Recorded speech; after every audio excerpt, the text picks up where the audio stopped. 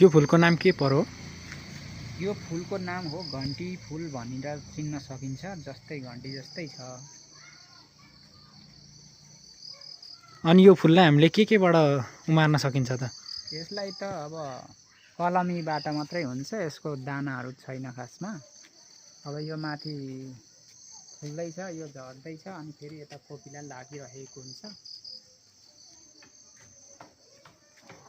यो फुल चाहिँ हजुरले कुन महिनामा रोप्नु भएको थियो? यो वैशाख महिनामा रोप्दाखेरि अलिक राम्ररी आउँछ। अरू बेला त खासै सर्दैन, कलमी हुँदैन। वैशाख जेठमा रोप्यो भने राम्रै आउँछ। असार साउनदेखि उता त्यति हुँदैन। यो फेरि कलमी गर्नुपर्ने हुन्छ। यो मजाको झपक्क परेको छ। हजुरले यो काटछाट गर्नुभएको थियो कि? काटछाट गरेरै बनाएको। यो त अझै धेरै माथिसम्म थियो। बाटो छेकिने भएकोले गर्दाखेरि अलिक घटाएको यसलाई। यसलाई कुन वातावरणमा चाहिँ उपयुक्त मानिन्छ? यो ठिक 1200-2000सम्मको उचाइसम्ममा यो हुनसक्छ। धेरै जसो चाहिँ गर्मीमा पनि त्यति हुँदैन। यो ठिक्क 1200-2000सम्मको उचाइमा हुने ठाउँमा हुन्छ। हजुरले यसलाई मलजल पनि लाउनुहुन्छ कि?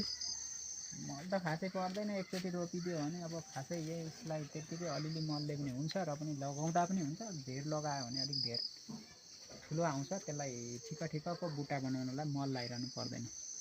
त्यसो भने यसलाई काटछाट चाहिँ वर्षमा धेरैचोटि गरिराख्नु पर्यो? बेला बेला आवश्यकता अनुसार ठुलो बनाउने भने पनि मिल्यो, सानै बनाउँदा पनि हुन्छ। यो हुन्छ त। हजुरले आज यो फुलको बारेमा केही बताइदिनु भयो, त्यसको लागि धन्यवाद। धन्यवाद हजुरलाई पनि नमस्कार र दर्शकहरूलाई नमस्कार।